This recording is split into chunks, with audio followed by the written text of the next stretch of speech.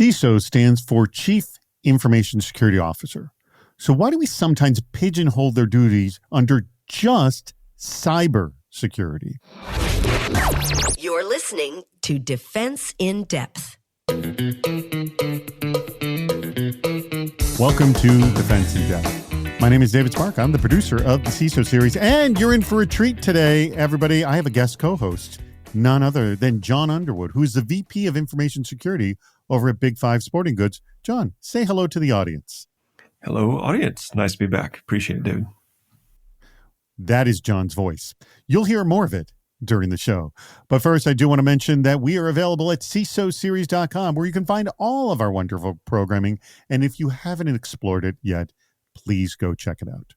Our sponsor for today's episode is Scrut Automation. Stay aware, stay ahead, and stay compliant. More about all of that a little bit later in the show. John, our topic of discussion is something you brought up on LinkedIn, and I'm going to start off and just say, wow, people are really passionate about this subject that I didn't think was that big a deal, but boy, was I wrong. You pointed out that cybersecurity is just part of a CISO's responsibilities, while vital information security also holds a lot of other domains, things like governance, risk management, business processes, data protection, resiliency, physical security, and sales enablement. So first of all, why did you put this post up? What was the trigger? And what do we miss when we don't think about this role of the CISO more holistically? As far as, I don't know, I was working one day and I took a break, went on LinkedIn, and I just kept seeing these posts about cybersecurity this, cybersecurity that. And it was really focused at CISOs from vendors. Other CISOs were talking, and it just kind of got to the point where, like, if we take a step back and we look at what we do, it's not cybersecurity. Sure, it's a component of what we do, and it's very important. And a lot of the industry and our peers outside of information security and cybersecurity see it as cybersecurity. But we need to educate the business. We need to educate our teams. We need to educate ourselves, and just not forget to include some of those other areas when we're communicating. I know we're not missing those when we're doing the job theoretically, but we need to bring other people along and just let them know that we're more than just this little thing here. There's business processes involved, and I'll leave it there for now. Well, we're going to get into this because you're not the only person who is passionate about this. And it was a shock to me, the response. And our guest also passionate about the subject. So that's why he's here to join us. He is a CISO himself over at Eagleview, none other than Mike Lockhart. Mike, thank you so much for joining us. Thanks for having me, David. Why is everyone so confused? Gabe Silva over at Manasec said, quote, "There is a huge push for cybersecurity, and the term has been marketed so much that I've come across some clients who don't know the difference between InfoSec and CyberSec. This greatly affected how they previously viewed their security program." And Linda Rust of SecureThink said, quote, "Let's not confuse strategy with communication. Information security is my focus, but the vast majority of humans outside of our area understand the label cybersecurity more quickly. When I communicate, I also aim to meet my audience where they are. Without that, there's no hope of guiding anyone to what I'd like to explain or show." So, John, Linda, I think, agrees with you, but also I think might have been pushing back a little bit. But I kind of agree that I think more people understand this cyber concept rather than the greater sort of InfoSec concept that you sort of spelled out at the very beginning. Do you agree in that respect, that sort of the general public understands that? Yeah. So just to go back to my post, it was, to me, it was kind of a lighthearted, like, hey, remember, guys, this is who we are. This is what we do. And so I don't think that I was drawing a line in the sand and saying, this is the way things ought to be, like my way or no way. It wasn't that at all. So Linda's response to me, that pushback, was basically saying, hey, let's not confuse the communication with the strategy, and let's start where the user is, or let's start where your audience is, and then bring them forward. And I 100% agree with that. You need to meet your people where they are, because our job really is to build bridges. to help influence the strategy of the organization, to influence the risk. If we can't own it, we can at least influence it. And so in that regard, I 100% agree with her. I throw this to you, Mike. Let's just say the general public understanding of this concept of cyber infosec, do you think they think there's a difference? Do they think they understand all the sort of the mechanisms, as John pointed out at the beginning? I don't think culturally businesses appreciate the nuance and the difference between information security and cybersecurity. And I want to start with the term cybersecurity. Individually, my personal opinion is I think it's a terrible thing to have in a business. When we think about the origins of the phrase cybersecurity, you can make arguments that you can attribute that to William Gibson, famous sci-fi writer. It came about during a time of incredibly fast-paced change when a lot of organizations were struggling to understand this new technology in front of them. And the people who were finding vulnerabilities and opportunities to take advantage of these new systems that nobody really understood what to do with.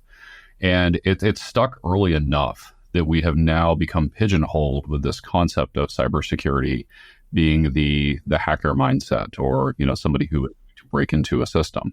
And I think we do a disservice by not acknowledging the marketing that has latched onto this, because it was neat, it was fun, it was a new phrase. But if we fast forward from the dot-com boom, 25 years, I hate to date myself saying that, 25 years forward, here we are now, cybersecurity is a term that no longer benefits us. At the end of the day, we are a information security organization.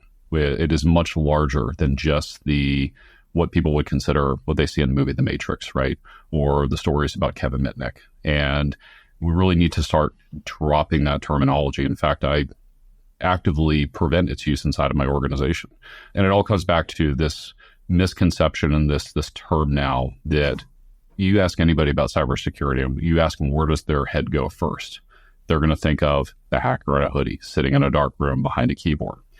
When we talk about information security, it's a much broader topic that encompasses all of the governance and risk management, and including the more fun parts of offensive and defensive security. But it's a lot more holistic. So I didn't mean to segue too much there, but I do think it's important to acknowledge that cybersecurity came about in a time of incredibly fast-paced change. It was very strongly inspired by a lot of sci-fi writers, and the day-to-day business of maintaining the risk posture of an organization isn't really cybersecurity. Who really cares?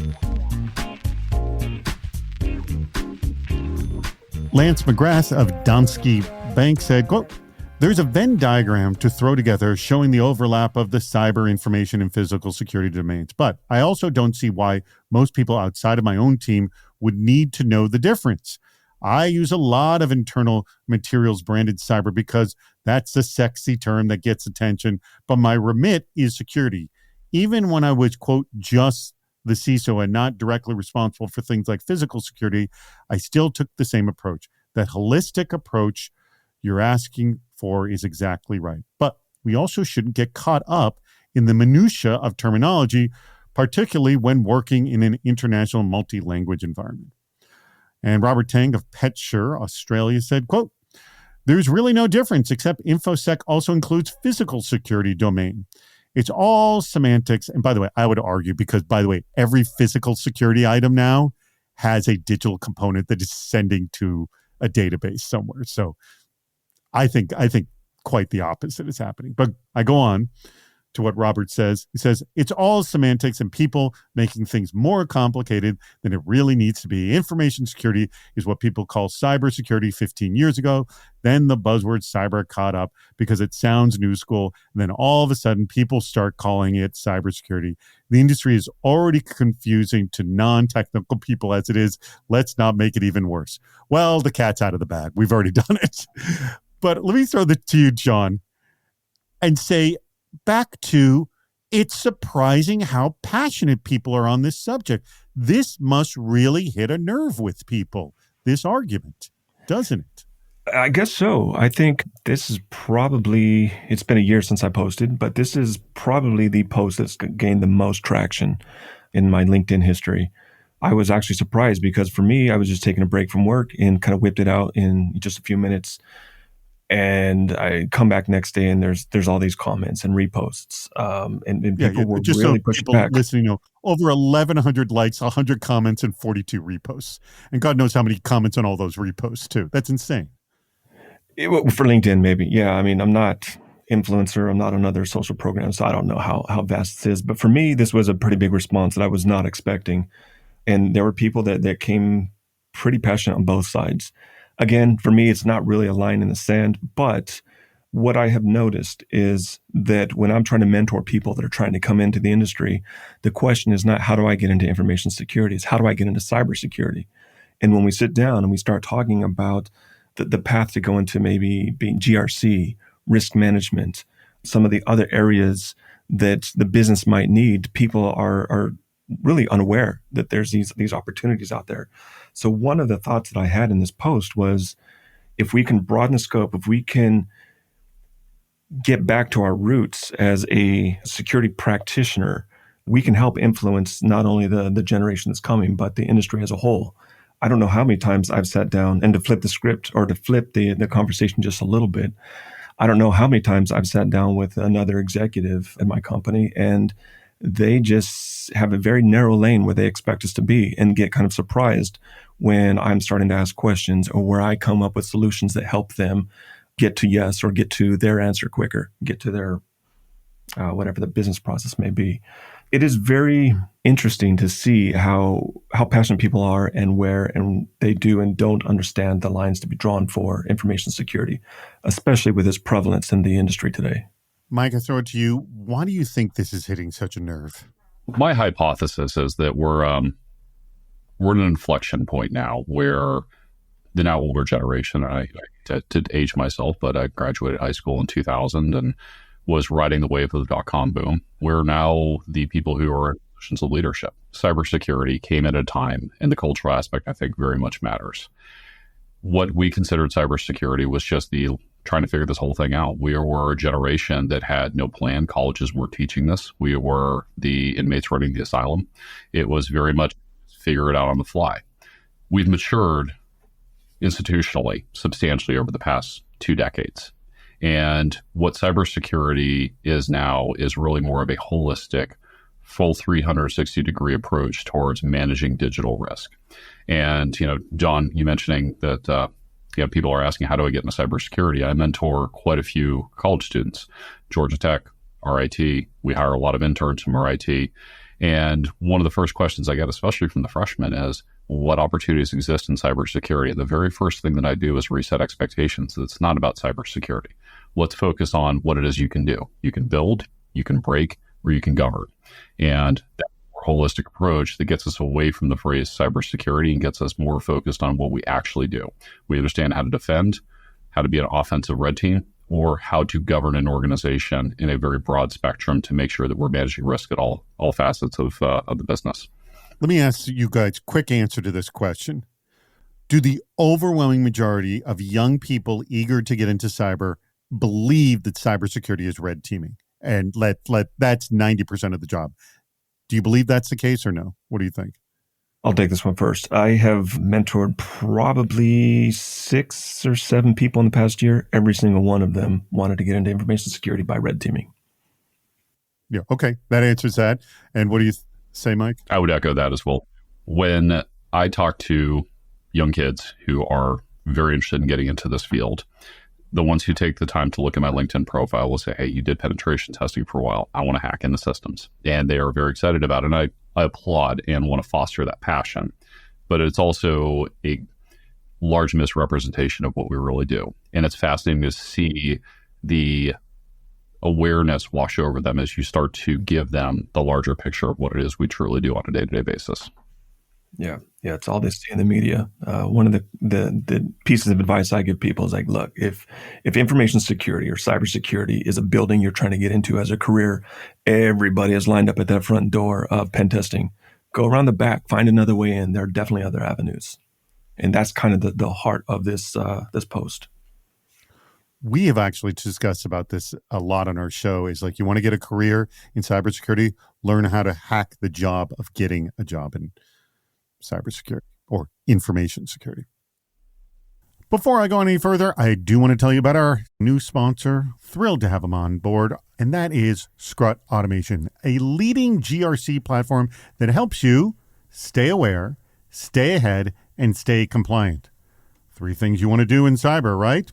So let me explain what they do. Scrut Automation liberates growing enterprises from the morass of compliance debt to proactively manage their strategic risk, enabling organizations to build sustainable GRC strategies that effectively govern and monitor their security programs. Now, with Scrut's super flexible GRC platform, security and risk professionals can gain visibility into the risk posture, monitor controls in real time, and showcase proof of compliance with industry frameworks without stretching the security budget and in alignment with the organization's business goals. You can't spell it out more plainly than that, can you? So you, I'm sure, are interested in this. If you're not already doing it already, or you want to do it better than you currently are, go check out what they're doing over at Scrut Automation. Their website is Scrut, SCRUT.io. That's Scrut.io. Check them out. What's the CISO's role? Robert Turney of iSelect said, quote, as someone who has practiced information security for a long time, when cybersecurity became a thing, I was not a fan, but in today's world, this phrase is easier for people to grasp, like I was bringing up earlier, and understand the concept at a high level, and it's used interchangeably in common language. I would probably agree with that as well. As long as practitioners know the full scope of security, I say embrace the cyber. So he's just going with the flow. Mike Callis Camprianis of Hexagon Manufacturing Intelligence said, quote, titles are titles, and based on the nomenclature of the organization, they do not necessarily reflect someone's job or responsibilities. The highest ranking security person in an organization with responsibility for the strategy, security risk management, and who presents to the board/CEO is the de facto acting as a CISO, regardless of reporting lines or titles. So they all said, to hell with you, John, with regards to information security and cybersecurity. We're just going with the flow with whatever it says. We're just going to do our job. But Mike, I'm going to take this to you. I guess those of us in the industry, we love to argue about this, but look, if the people want to latch on to cyber, let them do that. But I know what my job is.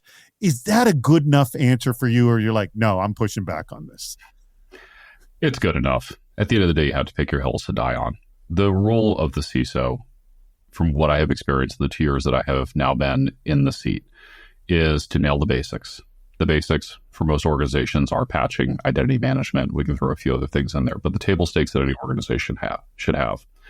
But the other 2 components that are critically important to the role of the CISO is to drive effective risk management, understand risk for an organization, organize that risk in a way where you can have informed conversations, and to acknowledge that the people that you're going to be working with, your executive leadership team, your board, your investors, are likely not going to view the world in the lens that you view it, and having to meet them where they want to work and presenting risk in a way where they are going to understand and appreciate the data you're putting in front of them, and getting that consensus to drive institutional improvement in an organization. That's the hardest part of a CISO. It's not the true security work. It is the consensus and communication with other executive leadership and board leadership. Good point. John, what say you? Do you say that this whole argument you put out there is bunk and everyone should just cool it? I think regardless of which side of the line that you stand on that I drew, I guess I agree with Mike. There's the job of the CISO really is to influence the organization, to identify the risks that the organization faces, and then help influence, close those gaps, and let people understand what the risks are. That way, you can make an informed decision. Whether you're going to close that or accept that doesn't ultimately usually end up on the CISO's seat. But your job is there to influence and help make that company as secure as you can with the authority that you have. So that comes down to conversations and communication, not bits and bytes. What do most people think it is? And what's the reality? This is what we've been talking about. All right. And Bob Turner of the Cyber Hero vCISO Network said, quote, on our best day, our organization's cybersecurity, information security, physical security, and personnel security programs must converge with network architectures and operations and must work together. That is a really nice summary right there. Our most useless day is when we are not putting in our best effort, doing all of them, or failing at least one of those. We need to keep our eyes on the prize, doing what is needed in securing information and making the networks resilient enough to assure leaders and users that data and systems will be there when needed. That's a pretty nice summary right there. I'm going to throw it to you, Mike. Would you kind of agree with Bob's statement right there? Like, hey, we can have all these semantic conversations, but heck, we all need to work together. Yeah, he's absolutely right. And we can even get a little bit more generic than that. The hardest part for me as a CISO is to step back and let good people do good work.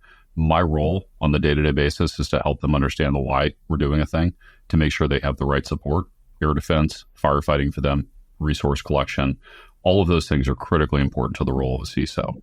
I don't want my people to be in a position where they have to stress or worry about the why behind the thing. They need to be fully supported and really feel like they can go do the good work they need to. I don't need to worry about the networks, the systems, all of the nuance and detail there.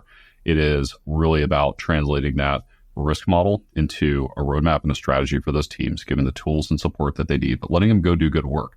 And my role is to act as external defense for them at the executive leadership level, the board level, customer interactions. And that's really, truly the day-to-day work for a CISO, is making sure your customers are comfortable with the business that they're bringing into the organization for whatever purposes they're bringing it, especially if you're a SaaS platform. They're trusting you to be data custodians. I have to deal with what our private equity sponsors are looking for and making sure that their portfolio companies are well managed. I have to deal with the motivations of the executive leadership team who has revenue targets to meet and they have sales targets. And all of those things are the role of the CISO. But the most important thing for me is not that component. The most important thing is making sure that I communicate why we're doing a thing to the organization. I give them the tools, support, trajectory to execute well, and then I can let good people do good work and not interfere. You nailed it on the head. John, all you have to do is add to that. Yeah, no, it sounds like, Mike, what you're talking about, if I could sum it up, is business enablement. You're enabling your people to do their jobs. You're enabling your business to do its mission. And I think that's great leadership. Well, then let's put a darn button on it right there. All right, we've come to the point in the show where I ask both of you, which quote was your favorite and why? And I'm going to start with you, Mike. I have to say that Gabe Silver from NSX quote was the one that stuck the most with me, because he was very much on point with calling out the term has been marketed so much. And that really is the pain point that we have when we use the term cybersecurity, is the marketing aspect of around it now. We've all been to RSA, we've been to other security conferences. Cybersecurity has now become a marketing term and no longer encompasses the true work that we do. That is a good summary right there. That's the headline. John, your favorite quote and why? That was actually really good. Honestly, I think I'm going to go, there's two. One of them was Linda. Linda had the let's not confuse strategy with communication and the follow on there. I think she's absolutely right. We need to meet the company where it is. We need to meet our customers and our employees where they are and enable them to move forward and bring them forward, bring them where we think they need to be. My second favorite quote was Mike's. You can build, you can break, or you can govern. I love that. I'm gonna start using that. Excellent. I would build, break, or govern. That's a nice summary. Well, you get kudos right there, Mike. All right. Well, that brings us to the very end of the show. I want to thank our sponsor, Scrut Automation. Remember, they will help you show proof of compliance while at the same time being in line with your organization's business goals.